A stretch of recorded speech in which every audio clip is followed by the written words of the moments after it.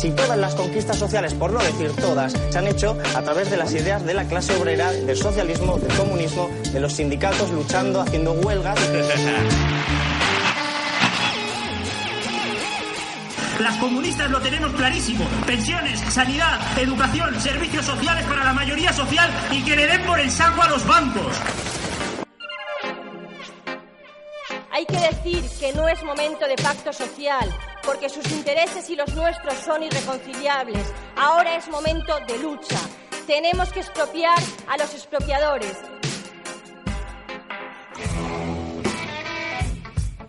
Nosotros no vamos a ver qué es lo que cobra el mayordomo de la mansión. Nosotros vamos a que el pueblo se apodere de la mansión, se apodere del señorito y se apodere del pueblo.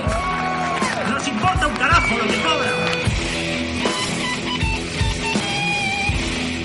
La mayoría silenciosa, su mayoría silenciosa, lamentablemente no existe.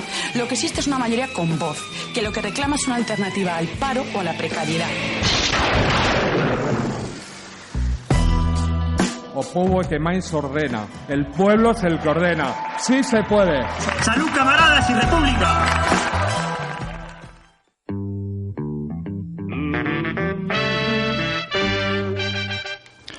Bienvenidos al programa 110 de Iscar Radio, en el que hablaremos de series, su impacto en la sociedad y en la juventud.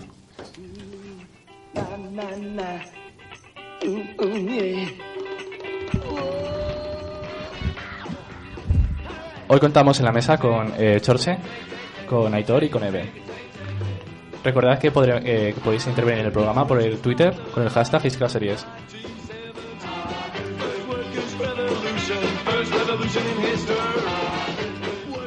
Sin más, comienza el programa número 110 de Iscar Radio.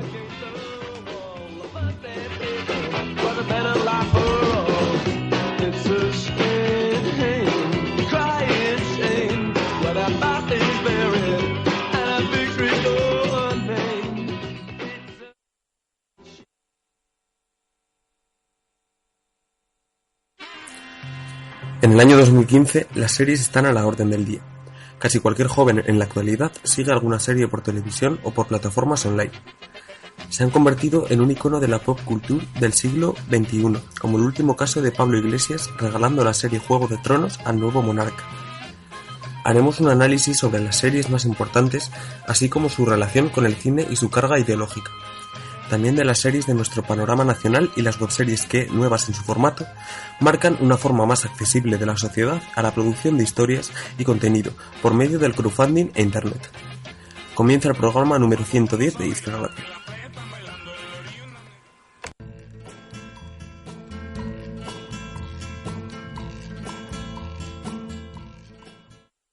Asumo esta obligación libremente, sin ninguna reserva mental o propósito de evasión. Que asumo esta obligación libremente, sin ninguna reserva mental o propósito de evasión. Y que emprenderé bien... A un paso de la presidencia y ni un solo voto emitido en mi nombre. La democracia está muy sobrevalorada. Que estoy por aceptar. Que Dios me ayude. Y que emprenderé bien y con lealtad los deberes del cargo que estoy por aceptar. Que Dios me ayude. Enhorabuena, señor vicepresidente. Iremos a casa con un ejército. Con el ejército de Khal Drogo. Dejaría que toda su tribu te follara. Los 40.000 hombres y sus caballos también, si fuera preciso. El poder es como las propiedades. Importa la localización, la localización, la localización. ¿A quién verán sonriendo en el extremo de la pantalla? No hay una auténtica lucha desde hace 9 años. Las puñaladas por la espalda no te preparan para un combate auténtico. Y eso es lo que es el reino ahora. Traiciones, conjuras, lameculos y avaricia.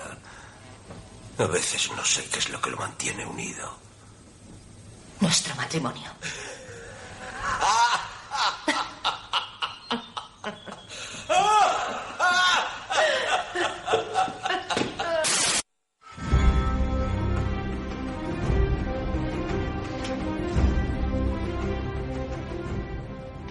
Bueno, y como mencionábamos en la entradilla, vamos a empezar preguntando sobre vuestra opinión por lo que el acontecimiento más reciente que ha pasado con Pablo Iglesias regalando la serie de Juego de Tronos al Rey.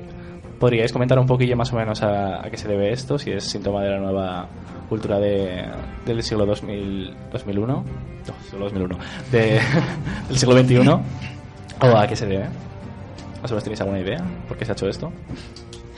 Yo creo que es porque quiere salir en la portada.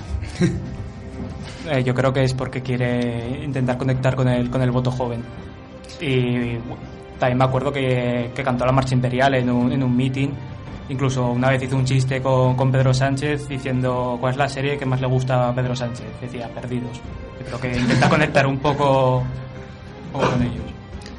Sí, es un poco el voto joven, sobre todo. A lo mejor lo que quería dar era la impresión de que quería que el rey viera un poco también lo que es los hilos de la política para que saliera, ¿no?, de ese desconocimiento en el que cree que está. Bueno, vamos a comenzar hablando sobre las series exitosas que hay hoy en día. ¿Por qué creéis que triunfan Juego de Tronos y el resto de series punteras como Breaking Bad, House of Cards, The Wire, Walking Dead? ¿Y por qué creéis que tienen éxito? Hombre, yo creo que cada una triunfa a su manera por motivos distintos. The Wire, por ejemplo, pues triunfó no triunfó cuando salió, ¿no?, pero luego a posteriori sí que ha triunfado bastante más entre la crítica y es más por los guiones, todo lo que es la producción ha sido a mí me pareció The Wire una pasada. Luego House of Cards también es un guión muy sólido.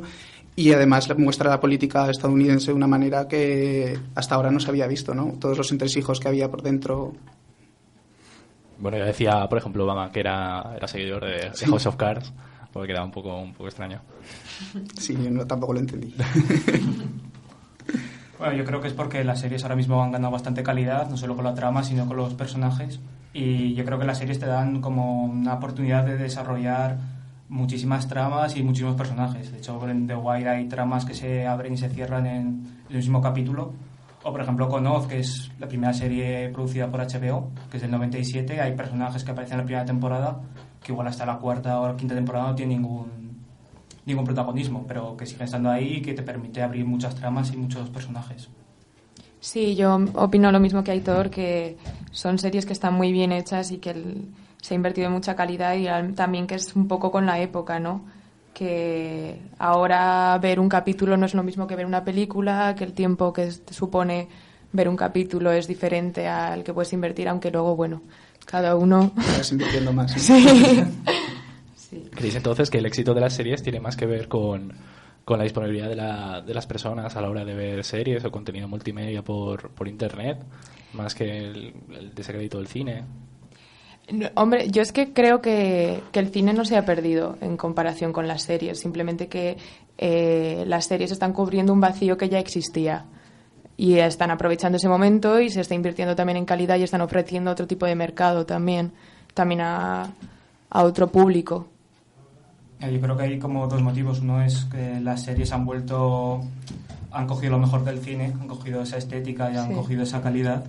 Y por otro lado, yo creo que el cine tampoco... No hay una crisis del cine. Lo que pasa que si nos fijamos, si solo vamos a ver Parque Jurásico, vamos a ver el blockbuster que esté de moda. De hecho, estamos obviando otro cine que está muy bien hecho, que se sigue haciendo bien, no solo en Hollywood, sino que en Europa se sigue haciendo buen cine, sigue haciendo buen cine oriental. Y bueno, yo creo que es igual más accesible a la gente. O igual la gente no conoce ese otro tipo de cine que... Y Internet también ha ayudado mucho, ¿no? Porque lo que decía antes con The Wire o otras series, o A 2 metros bajo tierra, Oz, eran series de los 90, de los años 2000, que no había Internet o no estaba tan a mano de todo el mundo, y ahora se han retomado por esa facilidad que tiene la gente de verlas. Si queréis, para explicar más o menos el mensaje que tienen a la sociedad las series de hoy en día, podéis escoger una o dos series que os vengan a la cabeza o que sigáis y decir más o menos, explicad más o menos qué mensaje creéis que transmiten a la sociedad o las personas que lo ven, qué ideas se llevan después de ver cada capítulo. Por ejemplo, The Wire. Bueno, por ejemplo, tanto The Wire o Oz, que son dos series que ya tienen bastante tiempo, las veo como las más atrevidas en cuanto a la crítica del sistema. De Whiteboard es como una especie de estudio de toda una ciudad, de todos los elementos, y luego, por ejemplo, Oz es una crítica feroz al sistema penitenciario estadounidense. Ahora mismo estas series, no veo una serie que tenga tanta crítica social como pueden podido tener estas dos, por lo menos en Estados Unidos.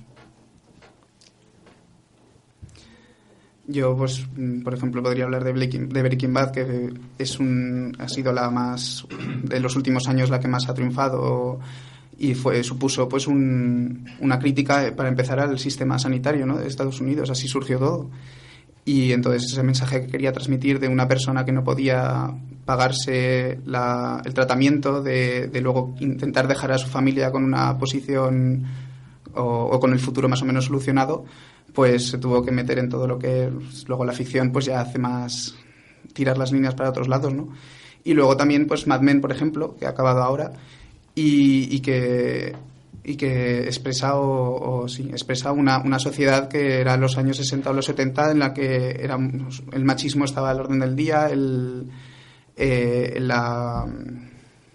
la homofobia, el racismo, y eso también lo recalca de una manera en la que, pues, por ejemplo, la raza negra iba intentando sacar más poderío, las mujeres cómo iban luchando para salir adelante.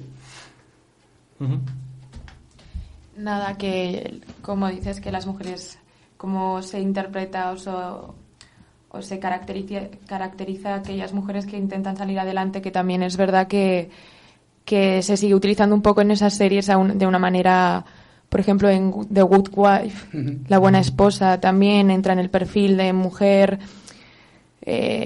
sometida a ciertos valores en cierto sistema, también, digamos, dominado por el sistema masculino en su prioridad. Y luego también de Breaking Bad, sí que es cierto que luego empieza a jugar con valores tipo superación para hacer un reclamo a la población y buscar también el sentido emocional y conseguir captar público de otra manera. Yo creo que es ahí cuando las series se convierten, además de una crítica social, buscan también su forma de venderse. Me meto a propósito también con Breaking Bad, lo que decías, por ejemplo, de que al principio empezaba como una crítica sobre el sistema sanitario estadounidense y luego acaba derivando en una serie sobre el narcotráfico, el poder, la superación personal, se puede meter y todo. ¿Creéis que se pueden hacer varios análisis de las series? Por ejemplo, Juego de Tronos es solamente una serie sobre abstraccionista, en plan una serie de la edad medieval para pasar un rato, o tiene un mensaje, o se pueden hacer varias lecturas de las series que hemos mencionado. Yo creo que cada espectador puede hacer la lectura que sea capaz de hacer, pero yo creo que es una serie que si le quitas las espadas, les quitas, digamos que está más ubicado en el drama, y yo creo que las series de ahora, si les quitas lo que te hace dinamitar la trama, es decir, me explico, por ejemplo, Los Soprano, Homeland o Breaking Bad, si le quitas que Tony Soprano es un mafioso, que Brody es un agente doble y que Walter White pues tiene cáncer y se hace narcotraficante, lo que te queda es una familia desestructurada y cómo salen adelante. ¿Creéis que se menciona más que hay estas variaciones más del cambio de tipo de serie, por ejemplo, de los 90 o de los 80 a las series creadas a partir del 2000? ¿Creéis que ha habido una variación de mensaje, de intenciones, de calidad también? De calidad. Bueno, yo creo que en cuanto a la calidad, yo creo que una vez llegó Oz y luego ya empezó a marcar una serie de pautas con Los Soprano y luego The Wire y luego A 2 metros bajo tierra, yo creo que la calidad ha estado bastante alta desde el principio. Lo que pasa es que, lo que he dicho, que no llegaba tanta gente o no. Luego, lógicamente, ahora pues se ha visto que las series son un filón y se han invertido muchísimo dinero en ellas para que todas sean de la misma calidad. Ya llega un momento en el que no puedes ver todas las series que echan porque no tienes tiempo para nada más, ¿no? Pero eso. Y luego el mensaje se ha variado, ¿no? Yo creo que sí. Yo antes, o por lo menos antes, estaba más claro que ahora. El mensaje que quería transmitir ahora está como más escondido en lo que habéis dicho de la acción de la serie, de todo eso. Sí, que lo mencionábamos antes, creo, en la mesa, que estábamos diciendo, por ejemplo, de que se intentaba captar antes al público y luego empezar a dar un mensaje. Por ejemplo, eso pasaba, lo mencionaba antes, por ejemplo, en Orange is the New Black, o por ejemplo, también me he dado cuenta en la serie esta de de Master of Sex, que empezaba el piloto en plan estableciendo una tensión sexual brutal entre la ayudante y el doctor, pero que luego empieza a desarrollar una teoría sexual y de género bastante potable para una serie de la HBO, creo, de la BBC, no me acuerdo muy bien. Showtime, creo, ¿no? ¿Sí? Sí, creo que sí. Y bueno, también podemos hablar un poquillo de eso de las producciones de series que las patrocinan a grandes casas de televisión, o por ejemplo, bueno, ahora por ejemplo están poniendo muy de moda Netflix, que está produciendo varias series como House of Cards, que es una producción suya. ¿Creéis que tiene algo también que ver o que se podría...? Claro, es que en Estados Unidos la forma de hacer las series es distinta a la que hay aquí, ¿no? Entonces cada cadena se juega demasiado con una sola serie, no es como aquí que echan muchísimas y hay mucha basura entre ellas y les da igual, porque al fin y al cabo la oferta es tan poca que al final te la vas a ver igual, ¿no? Entonces, claro, las cadenas en Estados Unidos juegan mucho más con la calidad de las series porque es su reputación, al fin y al cabo, lo que se están jugando. No, de hecho, aquí en España se intentó hacer lo mismo Canal Plus, haciendo Crematorio. La calidad fue increíble, lo que pasa que luego no se pudo continuar. Lo que decía mi compañero, que la calidad ahora mismo de la televisión pues deja bastante que desear. También es lo que pide la gente, realmente. Porque en el panorama nacional las series que están a la orden del día suelen ser en plan Secreto de Puente Viejo, cosas así, El Príncipe, o cosas de humor como la que se avecina y por ahí. ¿Qué calidad de series tenemos aquí en España que podamos decir, que podríamos comentar un poco sobre las series del panorama nacional?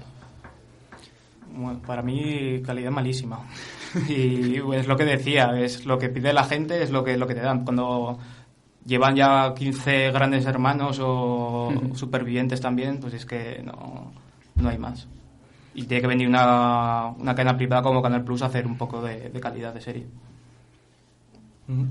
Pues pasamos ahora a una canción, hacemos una pequeña pausa y luego continuamos con el bloque de ideología.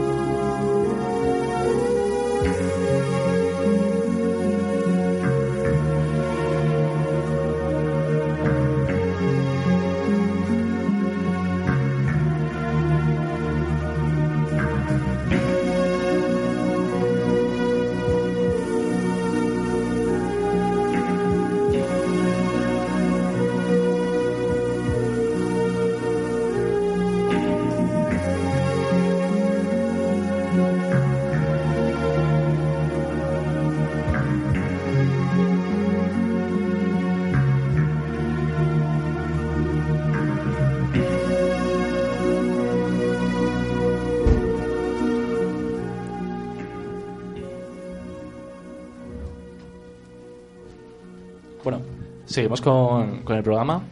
Vamos ahora a meternos en todo el tema más de series e ideología. Bueno, recordamos que podéis seguir interviniendo en el programa Isca Radio con el hashtag IscraSeries. Y vamos a empezar preguntando por qué existen series tan críticas con el sistema democrático occidental o estadounidense como House of Cards que se ven en Estados Unidos con total libertad, que tampoco, que parece que está producido, que bueno, va mal lo que hemos dicho antes, que va, por ejemplo, también la seguía y por ahí, y no hay ningún, como que no choca con, como una contradicción, que la gente la sigue por ahí y sigue siendo una crítica bastante dura. ¿Vosotros qué pensáis? Bueno, House of Cards yo creo que triunfa precisamente por eso, porque muestra un poco las deficiencias o las faltas de un sistema, y a la gente le gusta verlo. Lo que pasa es que luego tampoco son críticos consigo mismos y dicen tampoco estoy luchando contra lo que estoy viendo y dejo que esto siga como es, ¿no? Pero yo creo que es por eso precisamente por lo que triunfa. Bueno, espera, se me había olvidado comentar que tenemos una nueva incorporación a la mesa. Tenemos aquí a Mariano, así que también puedes seguir interviniendo con el tema. Sí, yo creo que realmente, a ver, por un lado, los americanos, aunque siempre hacen un cine patriótico con una carga política y tal, son famosos por eso, también es verdad que cuando hacen películas políticas suelen ser mejores películas que las películas que podemos hacer aquí en España y tal. O sea, cuando se ponen a hacer cines rojos, pueden ser más rojos, de hecho son más rojos que nosotros, ¿vale? Y que los europeos. Entonces, no sé, pues tan pronto te pueden hacer una película así como Woolworth y tal, como bueno, cualquier desvarío patriótico y tal.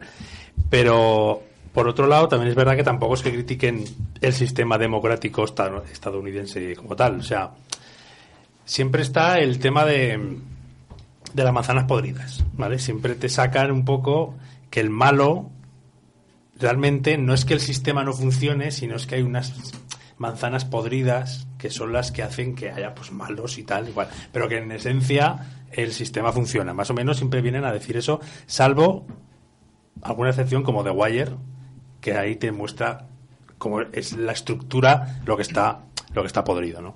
Bueno, y en parte House of Cards, bueno, es un poco lo que he dicho de las manzanas podridas, aunque también se ve que también hace una crítica de que tal y como están las cosas inducen a las tentaciones antidemocráticas, ¿no? Que es un poco de lo que va la cosa. Bueno, siguiendo con esto, ¿por qué creéis que tienen más éxito mundial las producciones norteamericanas o inglesas? Por encima, no se popularizan tanto series de otros países que se generalicen a todo el globo, como por ejemplo sí que pasa. Están muy bien hechas también. Hay que reconocerles que llevan en la industria del cine muchísimo tiempo, invirtiendo mucho dinero y muchas empresas generando ese producto y saben venderlo y saben hacer las cosas bien. Eso es así también. Eso no se les puede negar. Crean productos de calidad y saben venderlo a la población. Sí, yo creo que ese es un poco, pero también porque han invertido, o sea, han dado cuenta de que las series eran un filón ahora y han invertido más dinero que el resto de países. Por ejemplo, aquí en España, pues hasta ahora las series tampoco se ha invertido tanto dinero y ahora empiezan a salir un poco, pues, lo crematorio, aunque sea de un canal privado, o El Ministerio del Tiempo de Televisión Española, que fue una serie que estuvo bastante bien. Hombre, yo creo que una razón fundamental es que en el mercado anglosajón una serie minoritaria supone que la vean 7 millones de personas. Sí, eso es algo minoritario, con lo cual una serie minoritaria, por ejemplo, aquí las series que se hacen en España están orientadas al gran público siempre, no se hacen para públicos minoritarios y tal. Entonces, las series orientadas al gran público siempre son mediocres al final, porque tiene que salir todas las edades representadas, el abuelo, el perro, el niño, el conflicto entre padres e hijos, yo qué sé, ¿no? por caricaturizar un poco. Pero sí es verdad que en este mercado, pues eso, te hacen Los Soprano y, bueno, las de Netflix y tal, que son de pago. Claro, es que esas no están orientadas a la masa, ¿sabes? Que ve, pues, que en este caso, porque ahora mismo no sé cuáles son las series masa estadounidenses y tal, no lo sé, pero entiendo que pues estará su Aida y su Serrano en el Consejo, claro, y esas no son las que vemos aquí. ¿Creéis que se observa la misma reproducción ideológica en las series que en el cine? ¿O tiene el mensaje está diluido de otra forma distinta? En plan, por ser más con un carácter más episódico, no sé. ¿Qué pensáis?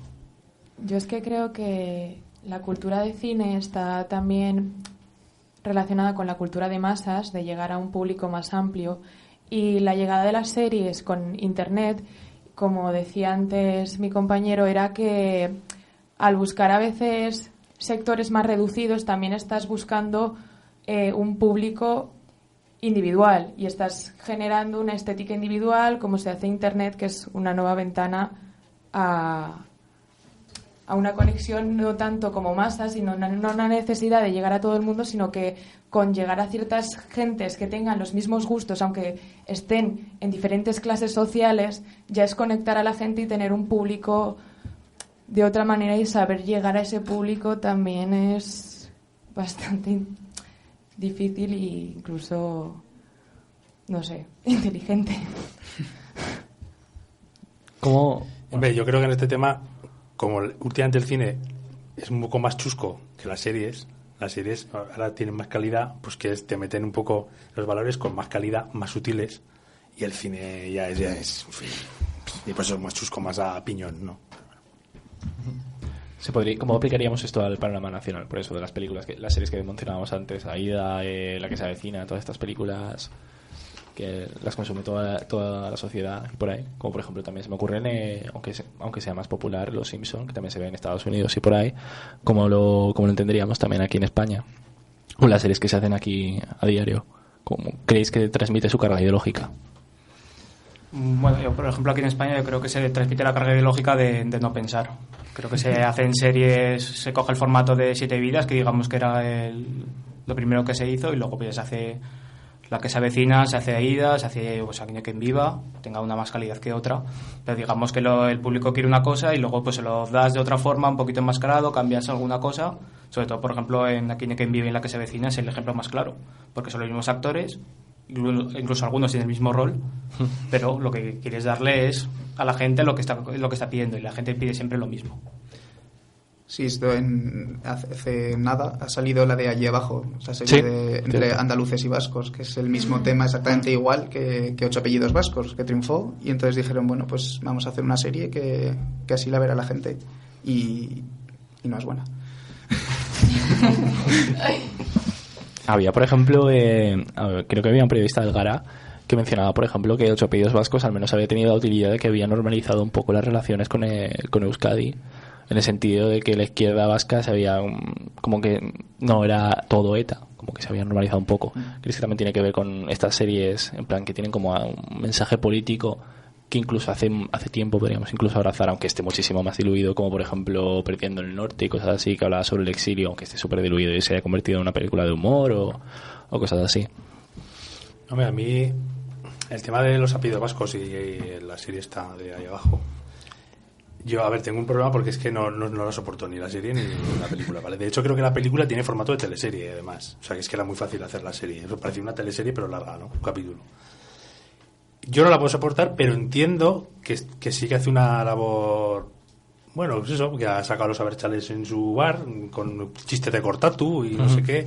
Pues, bueno, no está mal. O sea, no la odio, ¿vale? Porque entiendo que, pues, está cumpliendo su función y tal. No es muy tóxica ideológicamente, aunque personalmente no las veo, claro. ¿Crees que la transmisión de ideología por parte de las series tiene un formato más atractivo o tiene otras causas, por lo de que son gratuitas en internet, que cualquiera las puede es muy accesible de verlas, o la fuga de cerebros de las películas a las series, como de guionistas y por ahí, que por ejemplo han encontrado mercado en los cines porque no han encontrado productoras, etc.? Yo creo que en las series es más fácil meter algo de ideología porque al fin y al cabo es una historia más larga, te permite desarrollar varias historias y te permite un poco taparla, la ideología que puedas meter, o meterla un poco más de refilón, ¿no? Para que se note menos ese mensaje que quieres dar. Entonces es más fácil que en una película que tienes 1 hora y media, 2 horas y tienes que llevar los temas más fijos, más claros, de manera más clara. De hecho, The Wire, que yo creo que es una serie marxista, tal cual, lo bueno que tiene es que como es muy larga y le permite que veas un montón de puntos de vista de la historia, un montón de todas las caras de la historia, ¿no? Pues claro, te da tiempo a hacer un análisis y decir, hostia, aquí hay un problema, ¿no? Me hace mucha gracia porque los únicos que viven bien en esa serie son los polis. Sí. Son los únicos que tienen salario, que tienen una casa normal, y los demás están jodidísimos, sean los obreros del puerto, los negros o tal, todo el mundo está jodidísimo y ellos van persiguiendo a los pobres que como no tienen perras pues tienen que trapichear y tal, ¿no? Y eso está muy conseguido, ¿no? Porque eso pues que es muy larga y te da mucho tiempo a analizar cada colectivo, ¿no? Cuál es su situación vital.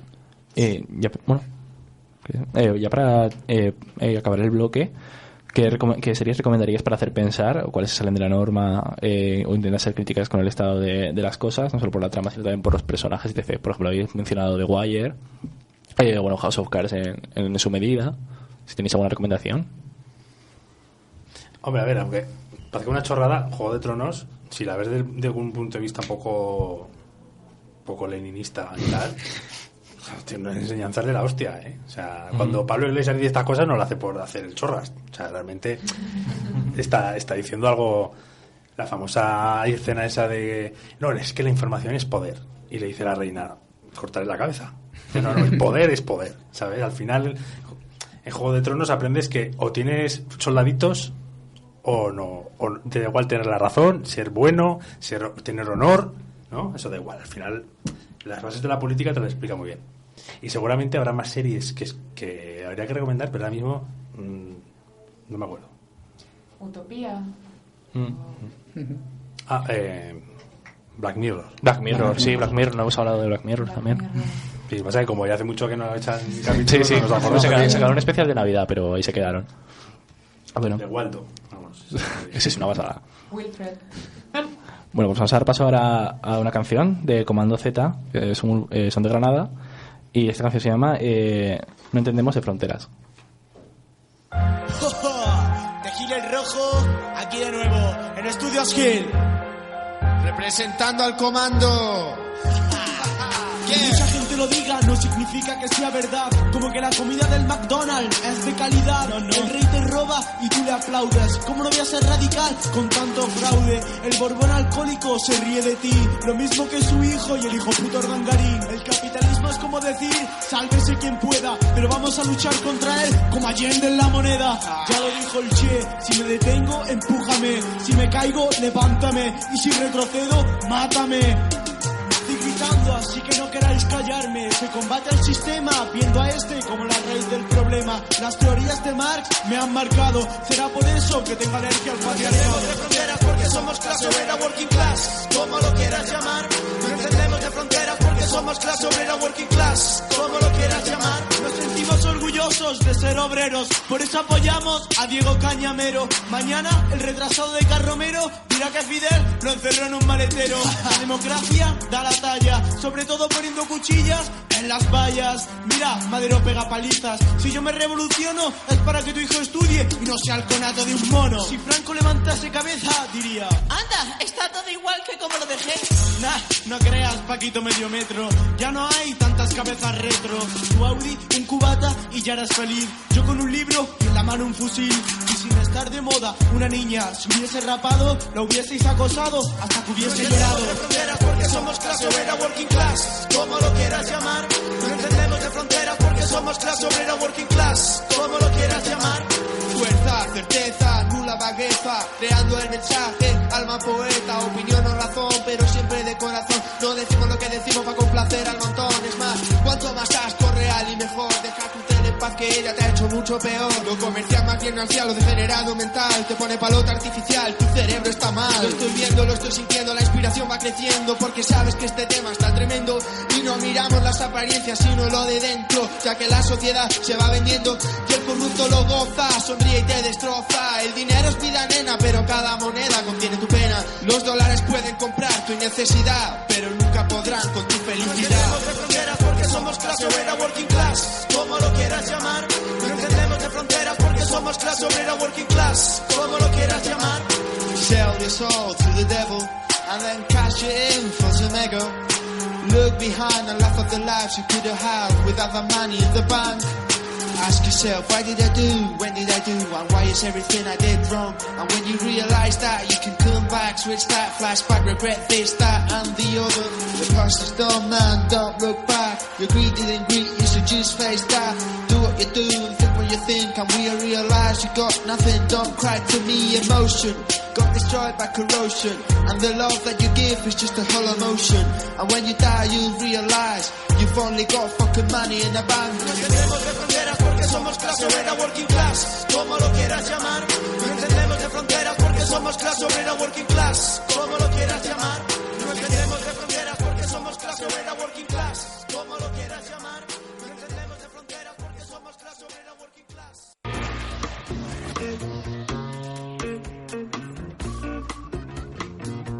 If you walk through the garden, you better watch your back. Well, I beg your pardon for the straight and narrow track. If you walk with Jesus, he'll save your soul. You gotta keep the devil down in the hole.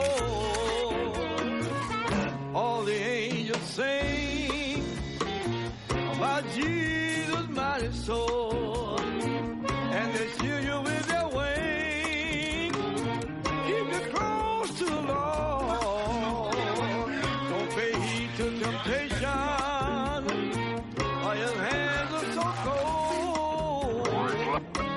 You gotta keep the devil way down in the hole.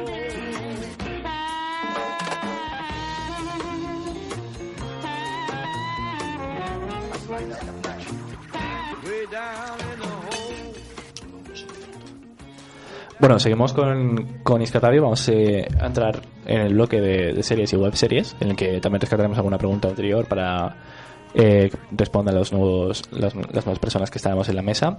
Tengo aquí a José. Hola, buenas. Podéis presentaros vosotras, no os he apuntado los nombres, lo siento. Yo soy María. Y yo soy Helen. Y también sigue Mariano con nosotros. Sigue Mariano, sí. Y bueno, para empezar, vamos a empezar hablando sobre las webseries. ¿Creéis que hay límites en el formato televisivo que una plataforma como Internet puede superar a la hora de producir series? Obviamente. Buen comienzo. A ver, lo digo porque... Es que nada, porque yo empecé a hacer webseries, bueno, en el 2000. Sí, es verdad, no lo había mencionado. Por ahí. Bueno, ya lo digo yo. Vamos. Tuve el honor de hacer la primera webserie de Aragón, ¿vale? La hacíamos... a ver, la verdad que nosotros, como fuimos de los primeros que empezaron, no la hemos... O sea, realmente las webseries tienen como 15 minutos de duración, algo así, ¿no? Porque ya sabes que el público de Internet, si no se raya, ¡ay, muy largo! Pero claro, nosotros empezamos a hacer unas series como de una duración como las que está en la tele, ¿no? Entonces, el formato no difería mucho de las de la tele, ¿no? Lo único que difiere un poco, más que en el formato, es en las cosas que se podrían hacer o decir, ¿no? En la tele tienes unas limitaciones que Internet no tienes. Sin Internet puedes hacer lo que te dé la gana. ¿Creéis que Internet es la plataforma de los autores sin recursos? Sí, por supuesto. Sí, además, como decía aquí el compañero, una de las ventajas que te da lo que viene a ser el poner tus proyectos directamente en Internet, en formato de webseries, cortometrajes, etcétera, es que tú, una persona, cuando está haciendo cine, está haciendo series y demás, principalmente lo suele hacer porque cree en ese proyecto y lo quiere sacar adelante. Entonces, él mismo, con sus propias ganas, puede lanzarse sin necesitar el apoyo de una productora y demás, que en caso de televisión o de cine en la gran pantalla es completamente imprescindible, porque ahí entra lo que viene a ser el factor económico, el hecho de ganar dinero y la comercialización de ese producto, que de la otra manera puede ser más personal, puede ser más tuyo y puede ser más auténtico, incluso más atrevido. ¿Qué pensáis de las nuevas formas de financiación para proyectos con Internet, como el crowdfunding y por ahí? ¿Creéis que es una forma de democratizar más el acceso a la producción de contenido? Pues, sí, a ver, si la gente se dejara más pasta, quiero decir, la gente es que no estamos muy acostumbrada todavía, ¿no? Creo yo. O sea, yo es que nosotros, por ejemplo, lo hacíamos por la cara. O sea, no hacíamos el crowdfunding, no había salido aún. Entonces, poníamos a escote. Pero vamos, entiendo que si la gente empieza a acostumbrarse a pagar sus proyectos, los proyectos populares de la gente y tal y cual, pues yo creo que es un poco, sí que es una alternativa, sí, muy viable. Bueno, sí. Bueno, sí, nada, simplemente también pues comentar en cuanto a lo que viene a ser las campañas de crowdfunding, y es que aparte del factor de recaudatorio, también una cosa bastante importante es el factor que te da, que es la promoción gratuita a base de Internet. Tú al tener una campaña de crowdfunding y al publicitarla por Internet te está dando un factor de viralidad que es imprescindible ahora de lo que viene a ser lanzar tus productos en Internet. Al fin y al cabo, yo considero que en este mundo de Internet, aunque sí que es necesario tener dinero y tener recursos para poder lanzar la mayoría pues, de series, proyectos y demás, lo que es también muy importante es la viralidad, porque esa viralidad lo que te va a hacer es que te va a permitir que, por ejemplo, inversores o gente o mecenas, de alguna manera, se interesen por tu proyecto, que de otra manera, sin tener ese factor de viralidad, es muy probable que no se hayan siquiera parado a pensar en él. ¿Creéis que condiciona todo el rollo, todo el rollo de esto del crowdfunding y de las series por internet y la falta de presupuestos a tocar ciertos temas que no se tocan en televisión? Evidentemente sí, pero ¿qué temas se tratan? ¿Qué temas no se tratan? ¿Qué escenarios se pueden llegar a usar? ¿Qué plataformas? A empezar otro, para que no empiece yo siempre. Pues, hombre, eso realmente es obvio, el hecho de que al no tener ahí una especie de cortina o de control, llámalo censura, llámalo como quieras, de que esto se puede decir, esto no, que se da mucho en televisión, sobre todo en programas de directo y demás, al ser tú el propio creador, el propio gestor y demás, puedes perfectamente poner lo que te venga en gana, pueda generar eso controversia o no. Sí, me acuerdo que había una webserie que era de gays en un gimnasio. Que eso en la tele no lo vamos a ver. ¿De gays? De gays, homosexuales. Vale. Ese era el nombre. Y claro, eso en la tele no lo vamos a ver. Más que nada porque el público objetivo al que se dirige no... Es decir, un productor dice, bueno, este público no nos va a dar dinero, la gente no la va a ver, no sé qué, cuánta está. Pero en internet, pues mira, ahí la tienes. Pues a propósito del tema, vamos a poner ahora una entrevista con Alex Rodrigo, que es un director de aquí de Zaragoza, que nos dio una entrevista. Ha dirigido una webserie llamada El Partido, que es de humor y toca temas como de política y actualidad.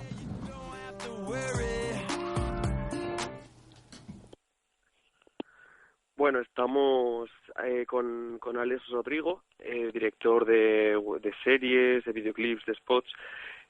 Háblanos en primer lugar sobre tu trayectoria como director y sobre la webserie, tu producción, El Partido.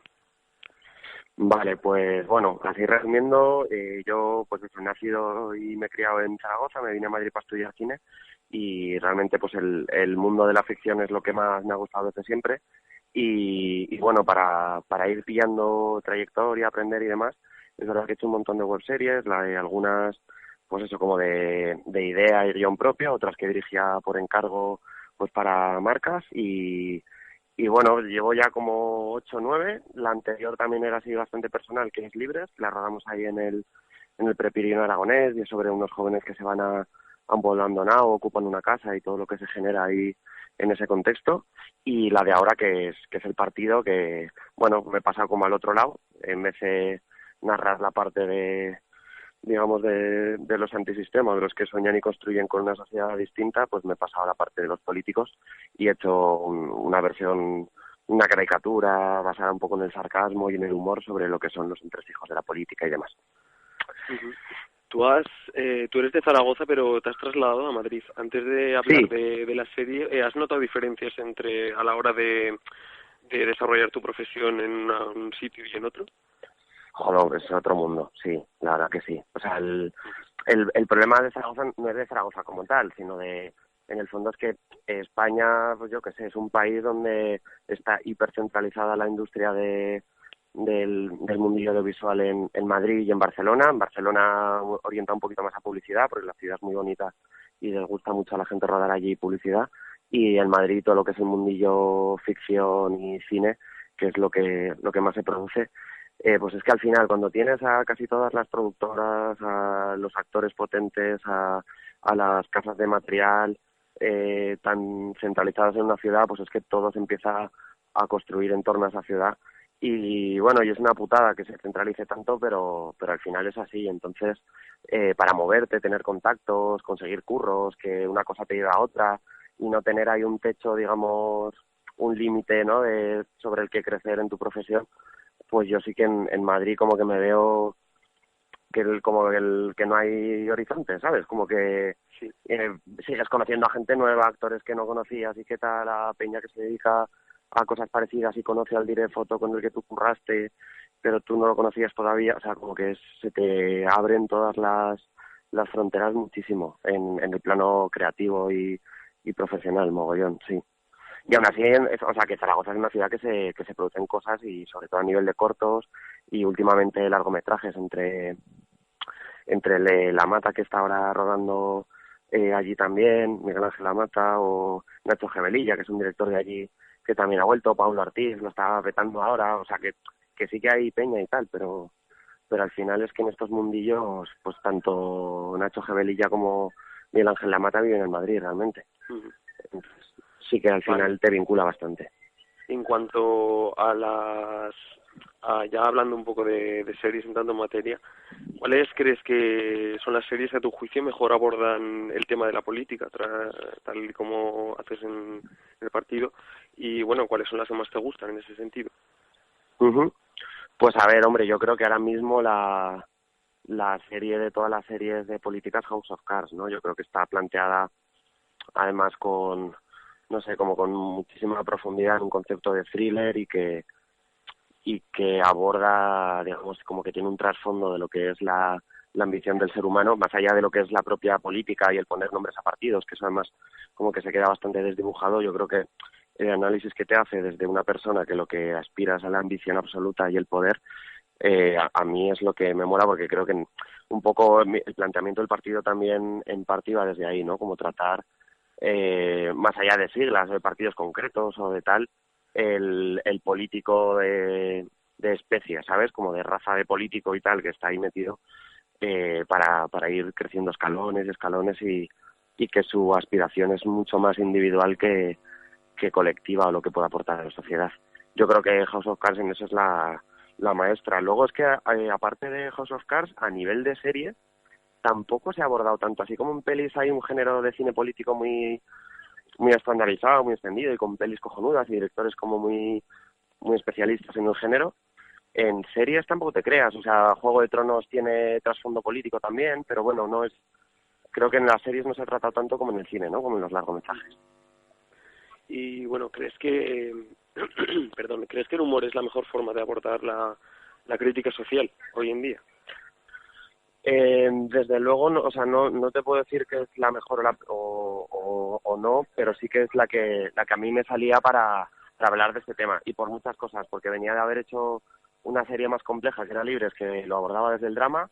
Yo soy un tío bastante payasete, además, que hacía mucho que no hacía comedia y me apetecía mucho. Y luego por el tema del metraje, que creo que en capítulos de 6 minutos iba a quedar muy pretencioso, ¿no? Intentar como desmembrar un thriller, un drama, con personajes y reflexiones súper profundas, iba a quedar pretencioso, encorsetado, súper estereotipado, que dentro de la comedia puedes estereotipar y queda de un más amable o más justificado.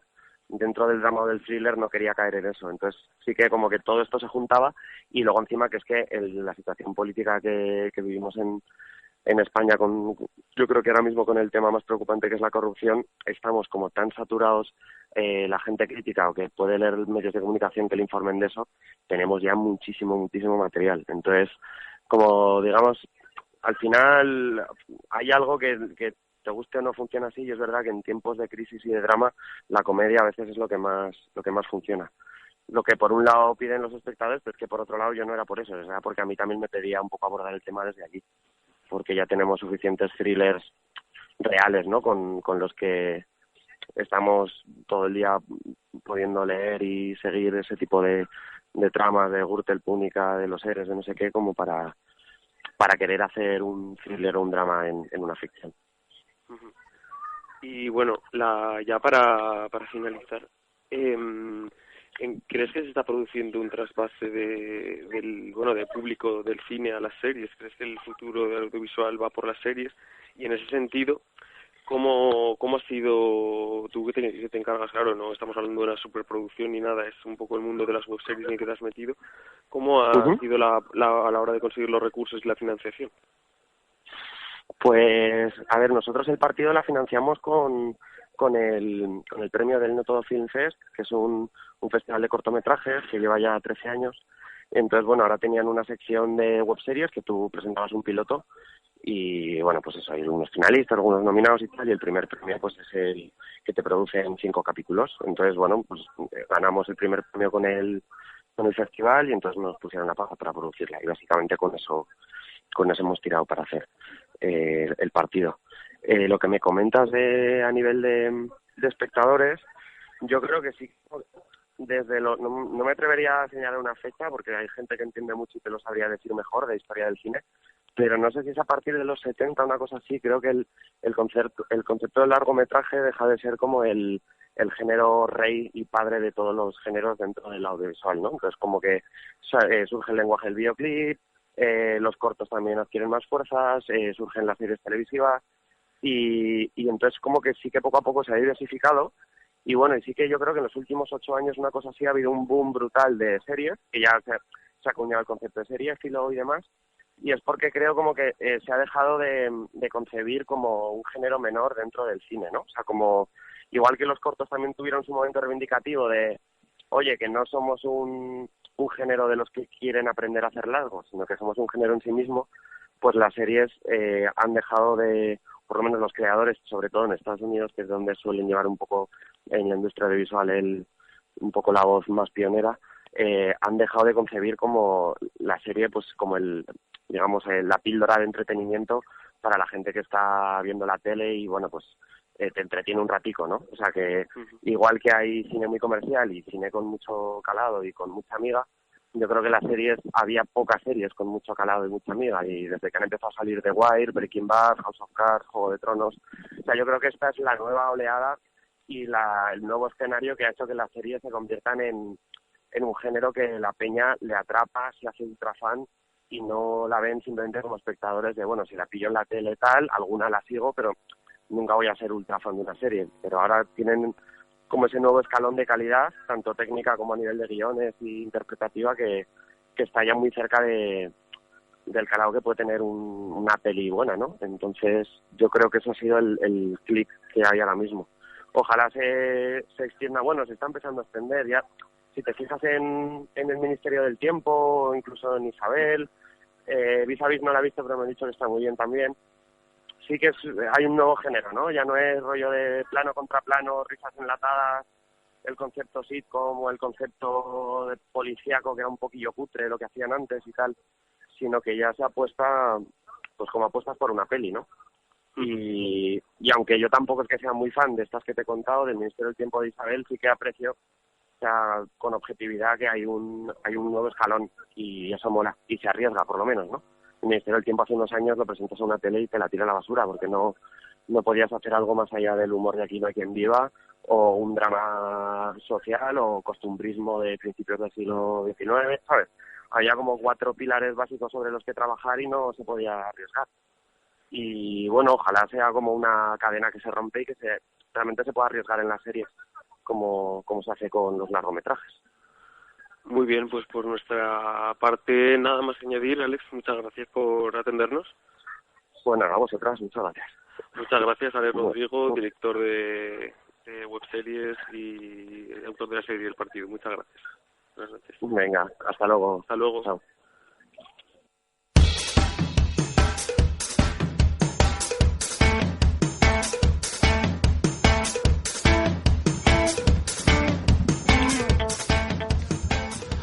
Bueno, seguimos con el programa de series. Seguimos utilizando el hashtag IskraSeries para poder intervenir en el programa. Y vamos a tocar ahora un poco el tema de género y seguiremos con el tema de ideología en las series. Podríamos empezar hablando sobre el papel de las mujeres en las series y la imagen tradicional que ha tenido en estas. ¿Podemos ir comentando un poquillo? Podéis ir diciendo lo que decíamos antes, decir nombres de series y empezar a hablar.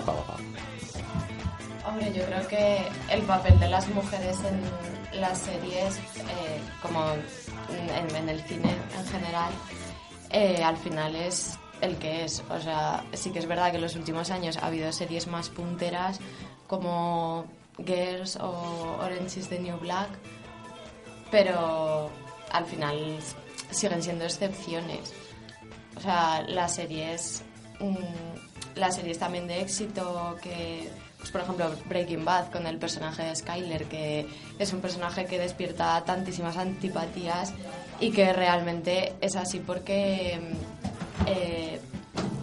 bueno, yo creo que representa un poco en casi todas las series de gángsters, es como que la mujer es la esposa buena que se queda en casa, obediente, tal. Y sin embargo el personaje de Skyler sí que se opone un poco a Walter, ¿no? Le cuestiona. Y por lo tanto o sea, no obedece. Sí, yo creo que ha despertado tantas antipatías por eso. Porque además vienen por parte un montón de críticas por parte de los seguidores, que hasta tuvo que salir la actriz a defender a su personaje. Se creó el meme este en Series Lee de que en todos los comentarios de cualquier serie se ponía Skyler puta, de todas. Sí. En plano... Hasta en otras series que no tenían nada que ver, tú mirabas los comentarios de Series Lee y ponía Skyler puta. Pero bueno. Es verdad.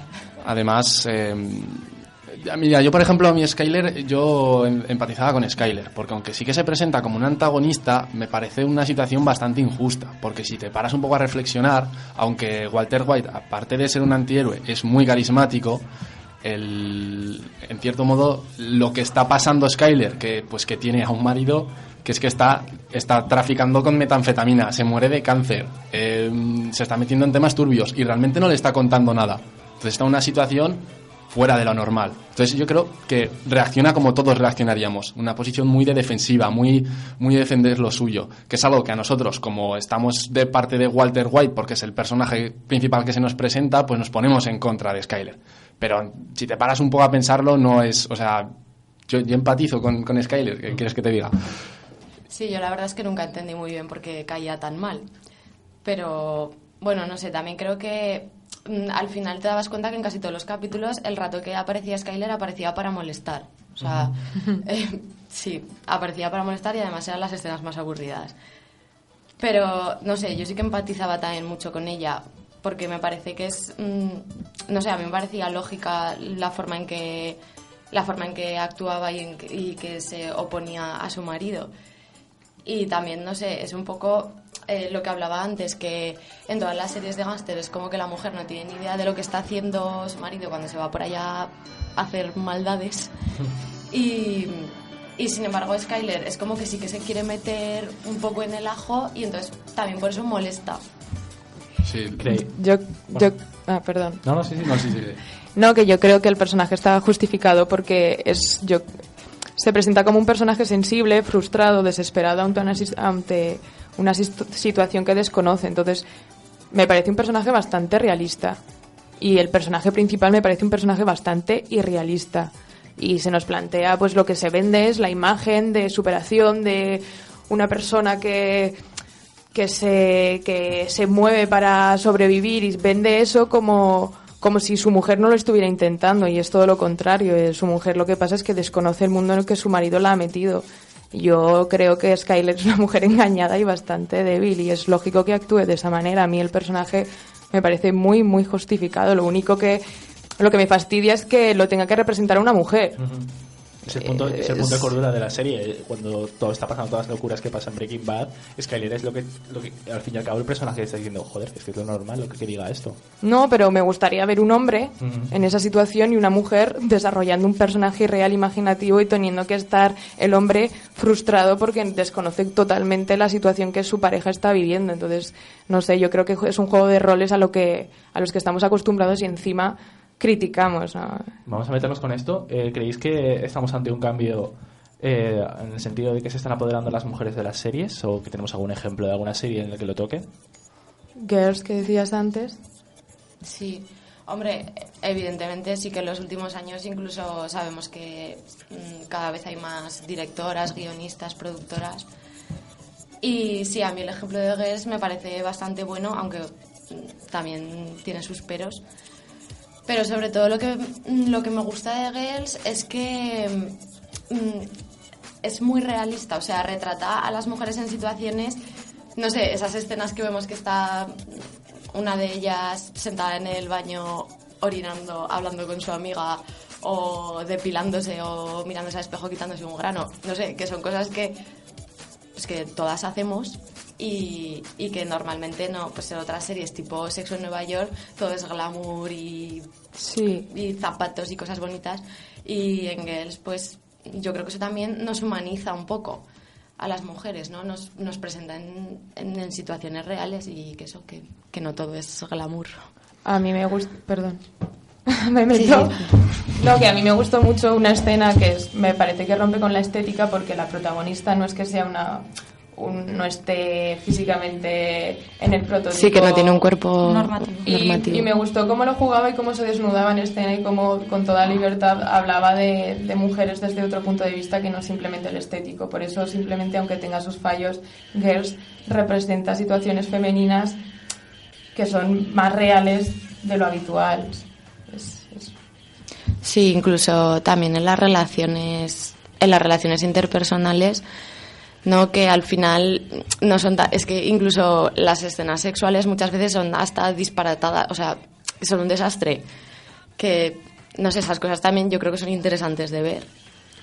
También me gustaría destacar, aparte de lo que viene a ser la parte artística del mundo del cine y de la televisión, lo que es la parte técnica. Al fin y al cabo, las series de televisión y el cine, hay muchísima gente detrás que no se ve en la cámara, que no son los actores ni las actrices. Entonces, si tú miras porcentajes actualmente, aproximadamente, estoy hablando de cine, pero bueno, supongo que es extrapolable también a las series. El 33% de las personas que están detrás de las cámaras son mujeres. Son unas estadísticas, yo creo que bastante mejorables, que es algo que poco a poco deberíamos ir mejorando. Que si lo comparamos hace 10, 20 años, pues sí, hemos mejorado, pero va quedando más. Pero sin embargo, luego te pones a mirar en puestos de relevancia el mundo del cine, véase productores ejecutivos, o directoras, o directoras de fotografía, y apenas llegan al 11%. Claro, ahí ya empieza a ir las cosas un poco ya a sonar un poco mal. Luego también, volviendo sí que un poco a la parte artística, sí que es cierto, y aquí pues sí que también me meto un poco del cine, se empiezan a ver según qué personajes que sí que dejan de ser el típico personaje femenino estereotipado que se lleva dando, sobre todo en las últimas décadas del cine y sobre todo en las anteriores. Por ejemplo, sin ir más lejos, Mad Max, Mad Max Fury Road, la cual es una película impresionante, y voy a intentar ser objetivo porque me encanta esa película, pero lo que es el personaje de Furiosa, de Charlize Theron, que se presenta, es un personaje con personalidad, que no es el típico personaje con estereotipado que comentaba antes, que incluso en según qué sectores machistas ha despertado recelo y crítica. A mí es algo que me parece genial que se empiecen a ver este tipo de personajes. ¿Creéis que sigue habiendo machismo en las series? Al respecto de las series, las escenas que mencionabas antes, explícitas de sexo, gratuitas, que igual no tienen nada que ver con el guión. Comentabais antes, off the record, las escenas estas de violación de Juego de Tronos que luego no aparecían en los libros. Sí, yo en cuanto a eso me da mucha pena como la historia principal que se intentaba contar desde los libros de Juego de Tronos se ha deformado tanto en la serie, porque me parece que se está tirando mucho del morbo a la hora de mostrar demasiadas atributos femeninos por todas partes, como que fuese eso más vender la carne que vender la serie. Y luego, aparte, las escenas de violación que has mencionado, a mí especialmente me chocaron muchísimo, porque son tres. La primera vez que Daenerys tiene relaciones sexuales con Drogo, en el libro es una relación sexual consensuada entre ambos. De hecho, apenas se saben comunicar el uno con el otro, pero a través de signos él le dice que esté tranquila, que sabe que es su primera vez y que la va a tratar con cariño. Y ya no digo solo no forzarla, sino también estimularla para que ella estuviese bien. O sea, completamente contrario. Dando un poco la imagen esta de que esta imagen que siempre se nos ha vendido de que los hombres primitivos tienen unos instintos sexuales que no los pueden parar, Y precisamente en la serie mostraban como que no, que esta sociedad tan primitiva que eran los Khals y las Khaleesi, que para nada, que hasta una persona tan primitiva como él podía llegar a tener pues empatía o cuidado hacia la otra persona. Y sin embargo luego en el resto de relaciones sí que eran violaciones, pero claro, era de cara hacia el resto de la sociedad, como demostrando su papel de hombre dentro de la sociedad, pero con ella la primera vez sí que tuvo ese detalle, cosa que a mí me chocó bastante. La segunda vez fue con Jaime Lannister y Cersei, que es que además esa escena a mí me chocó un montón porque rompe totalmente con la evolución que había tenido Jaime Lannister a lo largo de toda la serie. Cuando vuelve es un personaje que al haberle quitado la mano, haberle quitado, digamos, la espada, que es lo que demuestra su virilidad, se le ha dejado como un no hombre. O sea, se le ha dejado como si fuese menos viril por eso. Entonces llega rescatado de manos de Brienne, que es una mujer, mientras que él sería la dama en apuros. Llega totalmente desvalido y lo que querría demostrar esa escena de sexo, que en la realidad era consensuada entre los dos, era ese amor loco de estoy desesperado y necesito estar contigo porque en este momento estoy roto. Y sin embargo ahí es que rompe completamente porque era un hombre que había avanzado totalmente en cómo trataba a la mujer. De hecho, la relación que luego tiene con Brienne es completamente distinta. Y luego la tercera es la última de esta tercera temporada, que es con Sophie Turner, que es Sansa Stark, que es que la primera vez cuando lo muestran en el libro, aparte de que no es el personaje que sufre la violación, sino que es otro, es el hecho de cómo plantean la imagen. Es una imagen muy violenta que yo creo que se ensaña demasiado con el personaje de Sansa, que para ese momento había llegado a crecer muchísimo y que hasta dejaba de ser peón para ser jugadora, de manos de meñique, pero que empezaba a ser jugadora. Y de repente la ponen así, se le ve la cara que es de sufrimiento total y es como no me cuadra esta escena con todo lo que había crecido el personaje. Y ya no solo a nivel de las violaciones, sino los personajes como las serpientes de arena, que eran súper potentes, que yo me acuerdo que lo leía en el libro y digo, jolín, es que esto cuando salga en la serie lo va a petar, y las vi de repente, digo, es que son tres personas que no sabría distinguir cuál es el poder de cada una, que es completamente distinto, y luego que lo único que hacen es tener una especie de flirteo raro con Bronn, que tampoco demuestra muchísimo el carácter guerrero que tenía ellas. Y luego el personaje de Brienne me parece que de ser buena a llegar a tonta la han dejado totalmente de tonta. O sea, era el personaje fuerte de una mujer luchadora que le habían criticado toda su vida por su aspecto y que a pesar de ello ella seguía fuerte y había desafiado a todo. Sin embargo, ahora la dejan por ahí vagando por toda la serie, que tampoco veo mucho la lógica. Y me fastidia porque consideraba que Juego de Tronos era un paso muy importante en los personajes femeninos fuertes. Sobre todo Arya me parece que es la única que se va manteniendo un poquito más, pero las otras las veo un poco por debajo de lo que me esperaba.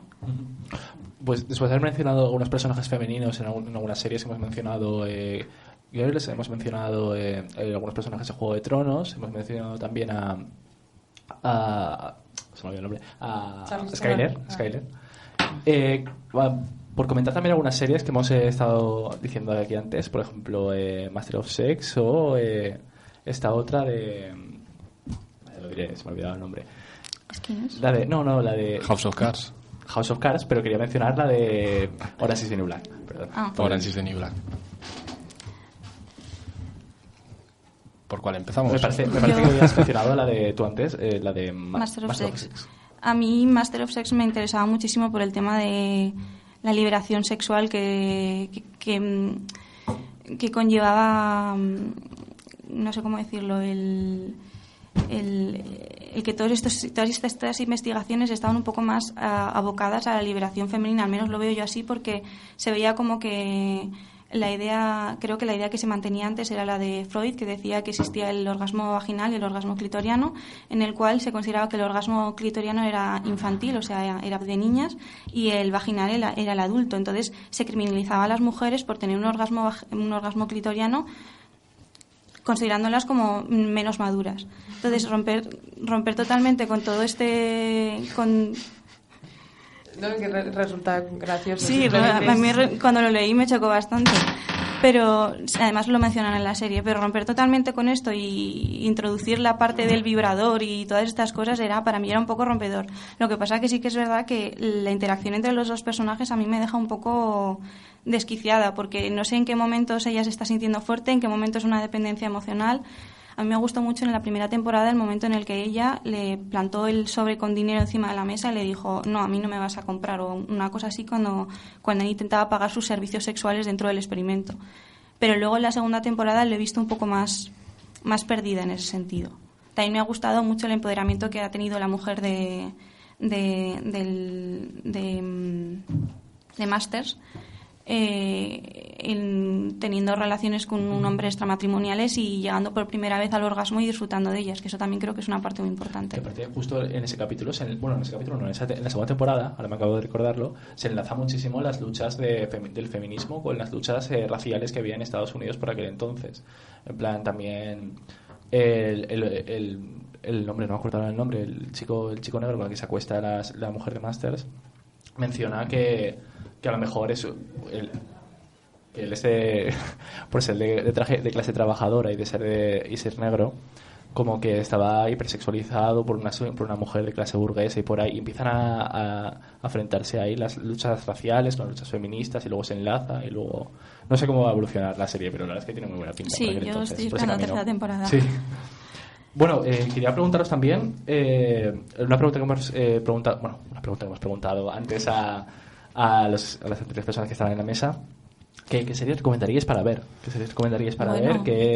¿Cuáles se salen de la norma? ¿Cuáles pueden ser críticas? Si puedes leer un mensaje positivo que podemos entender todos y todas. Yo mencionaría Girls, pero también teniendo un poco de ojo crítico con algunas cosas, porque yo creo que a veces la autora busca tanto buscar el absurdo o resultar graciosa o rompedora, lo que sea, que hay veces que tiene momentos que a mí me chirrían un poco. Hubo una alusión a las violaciones, que como una broma, que a mí me pareció totalmente fuera de lugar y que me parece que manda un mensaje sesgado que no debería estar ahí. Entonces sí que Girls la recomiendo, pero con ojo crítico. Luego otra que recomendaría sería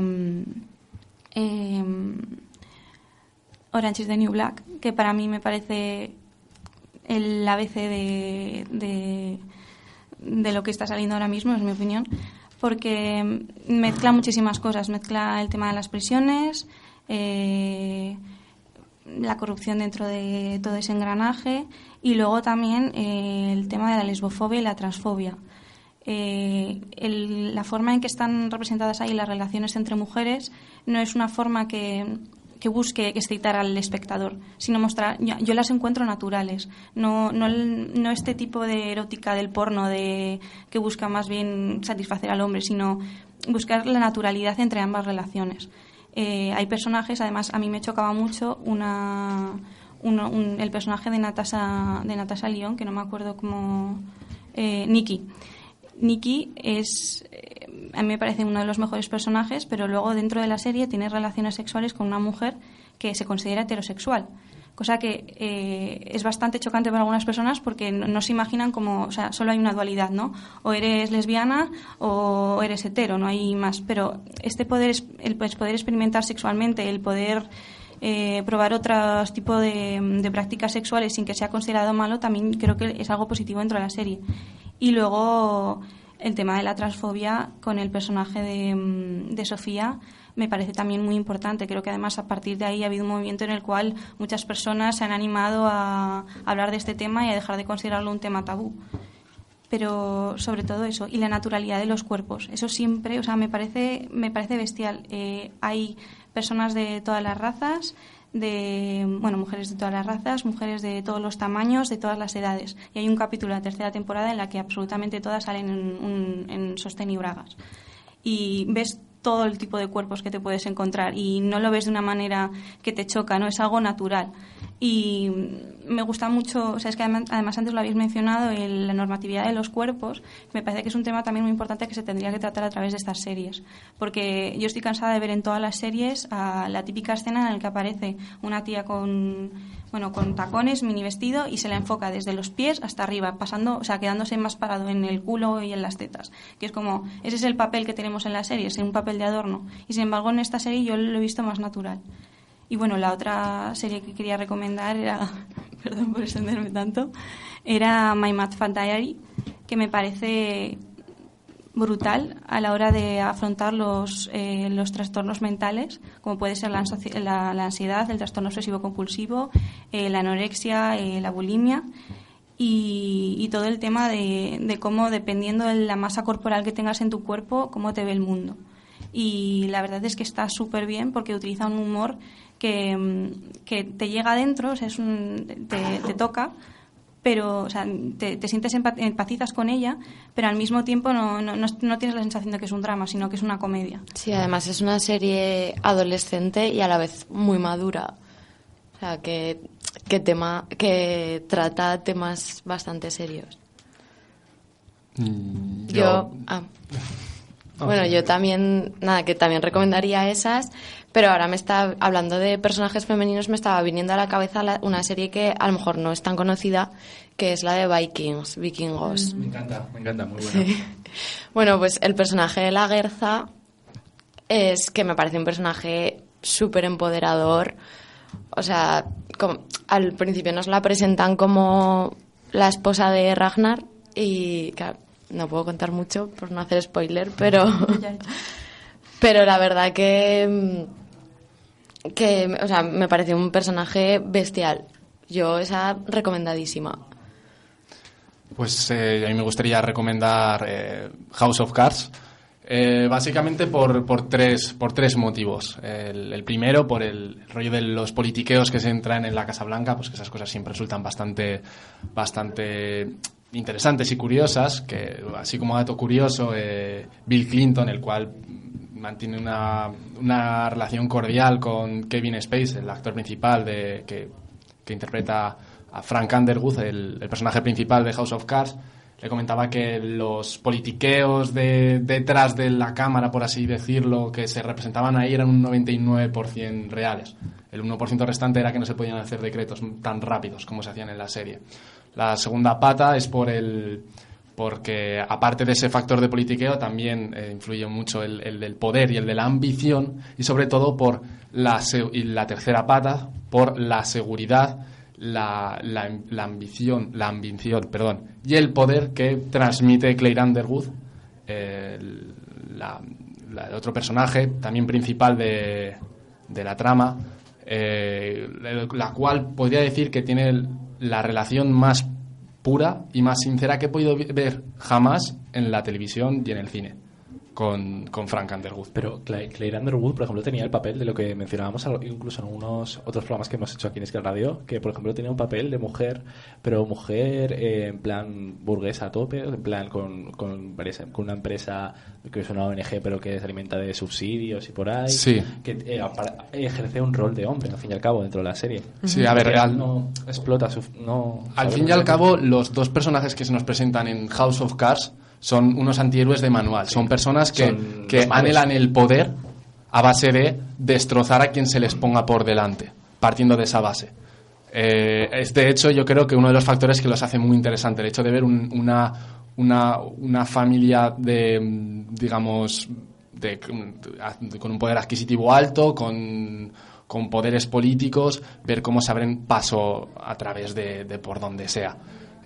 Sí que es cierto, claro, que Claire al principio de la serie empieza siendo una persona que es una directiva de una fundación, luego pasa a ser delegada de Naciones Unidas, algo así, no me acuerdo ahora de cuál era el título, y tanto Claire como Frank, ambos tienen sus objetivos personales y ellos se juntan para formar la típica pareja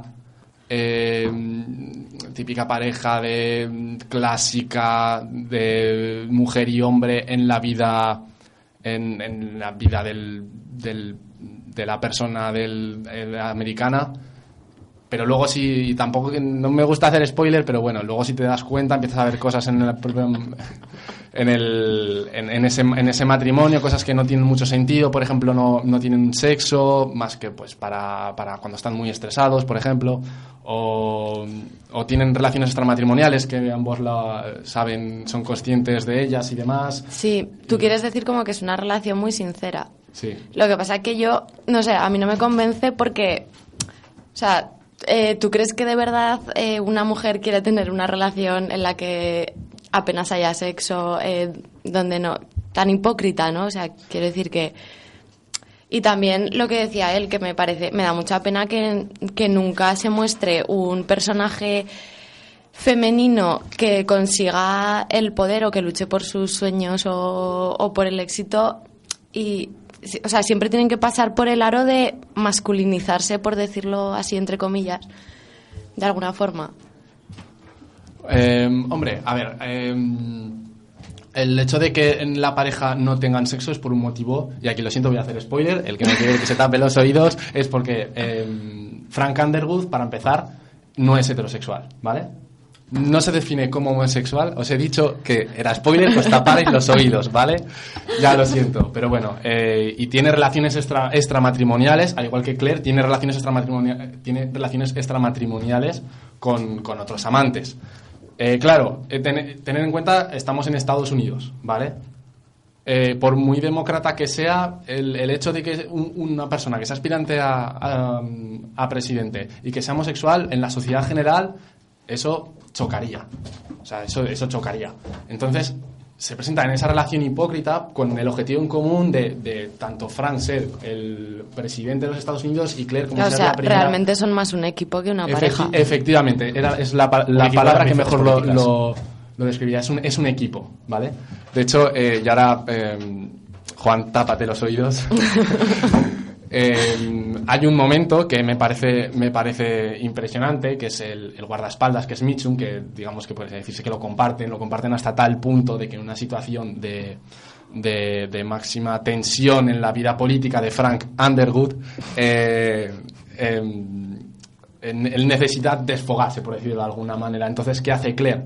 Digamos que como que emborracha un poco a Mitchum, que pues es un guardaespaldas así joven, medianamente atractivo y demás, y se montan un trío, pues simplemente le hace ese favor a Frank Underwood, y os he dicho que os taparéis los oídos, pero ahí refleja, por ejemplo, el factor de equipo que tienen entre ellos, que no deja de ser un proyecto en común que tienen, que luego ese proyecto en común también choca, porque al fin y al cabo los intereses personales de una persona, y con esto ya voy terminando, los intereses personales de Frank como los de Claire en según qué momentos tienen que chocar.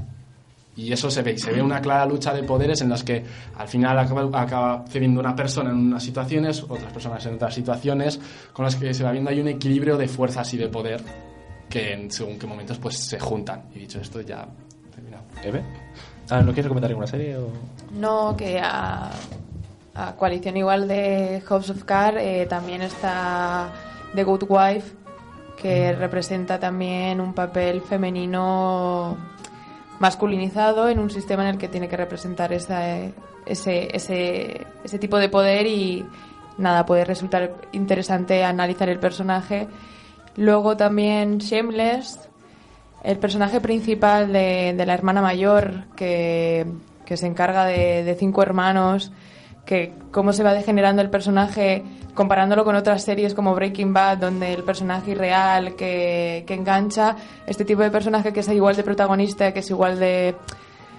que lucha por superación, como una superación personal, al final de la serie se ve que, como comentabais antes, se denigra el personaje y se la tacha de muchas cosas cuando realmente simplemente está intentando luchar por su familia también, ¿no? Como que entre la mujer y el hombre, entre ambos personajes irreales o de comparación de valores, la mujer siempre se ve denigrada al final de la historia del personaje, acaba mal.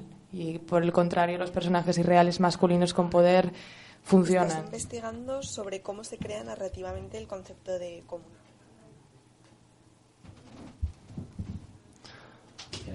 Parece que tenemos unos pequeños problemas técnicos. ¿Querías hacer un pequeño apunte? Sí, simplemente quería hacer un pequeño inciso que me acabo de acordar y lo voy a comentar, que simplemente lanzo la pregunta o lanzo la reflexión y ahí la dejo ya en el aire por el tema de Shameless. ¿Os habéis dado cuenta de que series como Shameless o Aida, que son así las que más me vienen a la mente, presentan a las familias de clase obrera, a las familias con un poder adquisitivo bastante bajo, como series de humor, como personas que se tienen que degradar y demás, y sin embargo series como Mad Men, como Suits USA o como House of Cards, que presentan a personas con un gran poder adquisitivo, a una clase burguesa, se presentan como personas súper profesionales, sacrificadas, personas que, como justificando todo el éxito que tienen en que realmente han estado de alguna manera dando el callo y que realmente están en esa situación de una manera mucho más elevada, más por encima que esas otras clases obreras. Simplemente lo comento y que cada uno haga sus reflexiones. Bueno, pues vamos a ir cerrando ya. Yo me voy a guardar el derecho, más que nada, porque estoy aquí presentando y no creo que me vayan a cortar el micro. Es decir, que yo también recomiendo, por ejemplo, me gusta muchísimo House of Cards, que la estoy siguiendo desde hace poquito y la verdad es que es una pasada. Perdón por el spoiler. Aunque me ha hecho un spoiler tremendo. También me gusta, también quiero recomendar la que hemos mencionado antes de Master of Sex, porque es que es tremenda, es que es genial. Sí. Solamente de imaginarme cómo se puede desarrollar ya se me hace la boca agua. Y luego ya quiero recomendar Skins, que está también muy bien, que no hemos mencionado, que estaba poniendo Berta la banda sonora de la serie, que se ve cómo es la clase trabajadora inglesa, estatus de la clase trabajadora, estatus de la clase media baja inglesa, que es tremenda. Y bueno, ya Peaky Blinders, pero eso es por capricho mío y no voy a decir nada más. Es una de las mejores series que he visto en mi vida. Bueno, pues vamos a poner ahora una entrevista que le hemos hecho a Ricardo, que es Ricardo Lampérez, que estudió un máster de narrativa. La ponemos, y haremos luego una ronda de cierre y de despedida y acabaremos el programa de series.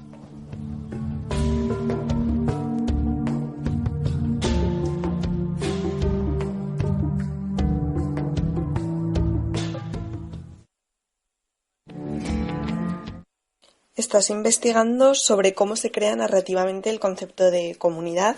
Cuéntanos en qué consiste tu hipótesis. Bueno, pues estoy estudiando ahora mismo la construcción narrativa del concepto de comunidad.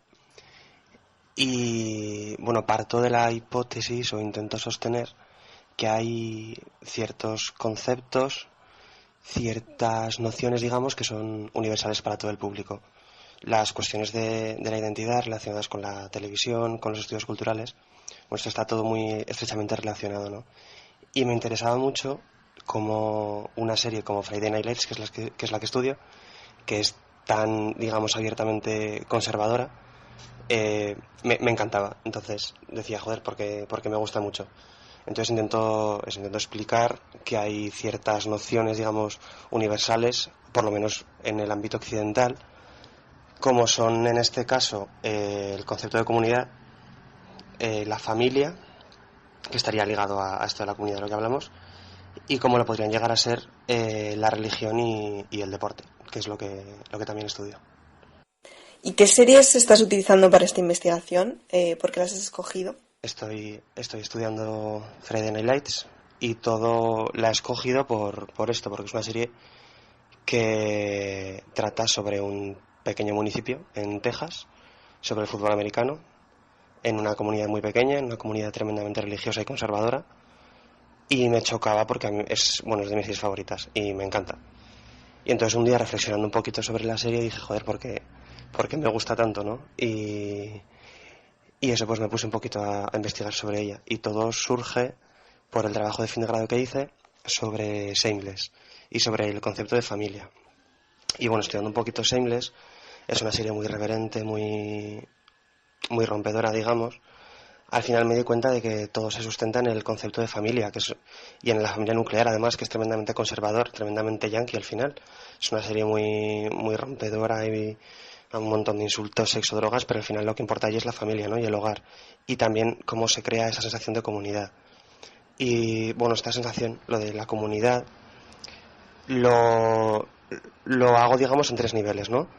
Por un lado, la comunidad de los personajes, la comunidad que se crea en el entorno narrativo. Por ejemplo, en Friday Night Lights, pues sería la comunidad del pueblo, ¿no? La comunidad que se crea allí, ese sentimiento de comunidad. Luego, la comunidad a la que nosotros pertenecemos, digamos que si vemos reflejada en la pantalla una situación, a nosotros nos llamará la atención más o menos, dependiendo de nuestra situación, ¿no? Si pertenecemos a una comunidad, llámalo, no sé, una ciudad cosmopolita, y estamos cómodos con nuestra familia, con nuestros amigos y vemos la serie desde una situación privilegiada, perteneceremos a una comunidad específica, ¿no? A un cierto grupo. Llámalo estatus, sí, lo podríamos llamar así. Y luego una cosa que es muy importante, que bueno, yo considero muy importante, que sería la comunidad de espectadores, la comunidad fan. También hay ahora muchos estudios sobre esto, porque tú al ver una serie ahora ver una serie no es el simple hecho de verla, disfrutarla y ya está. Ahora se comenta, ahora existe la necesidad de comentarlo incluso, de yo veo tal, me gusta esto por tal, y el debate está muy muy abierto ahora mismo. Entonces se crea aquí también un tipo de comunidad, ¿no? La comunidad fan, que también es muy importante. Quería preguntarte también si nos atraen más las series que crean y cuentan la historia de una comunidad y por qué ocurre esto. Sí, claro, nos atraen más las series que crean una comunidad, pero no solo una comunidad, sino las series que crean algún arquetipo universal, ya sea en un personaje o en alguna circunstancia, ¿no? Una serie siempre se va a valer de algo que es reconocible por el espectador, si no nos gusta, si no es algo demasiado raro y no va a triunfar. ¿Crees que las series han supuesto un avance en lo narrativo? ¿Qué novedades podemos encontrar respecto al cine?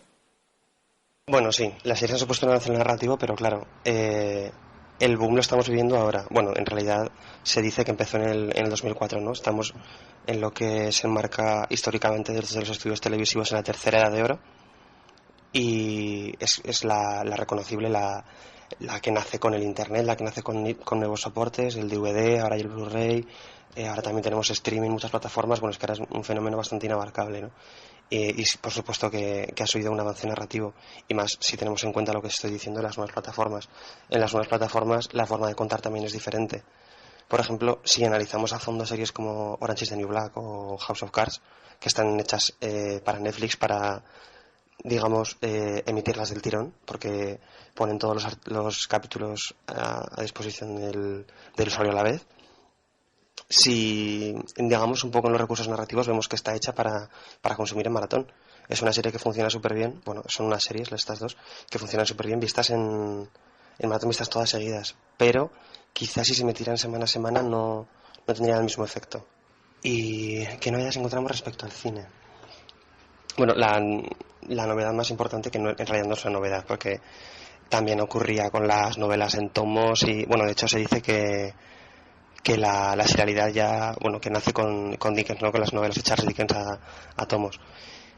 Y novedades, pues la más importante es la identificación del espectador.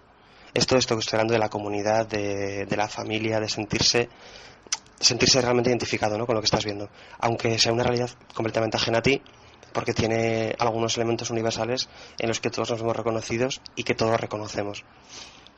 En una serie, ten en cuenta que vas a desarrollar una trama, una familia, un personaje, una ciudad, lo que sea, lo que estés hablando, se va a desarrollar a lo largo de mucho tiempo y te va a acompañar, digamos. Suena un poco fuerte decirlo, pero tú vas a vivir con ello, ¿no? Durante meses o incluso años, y eso al final crea un lazo muy fuerte.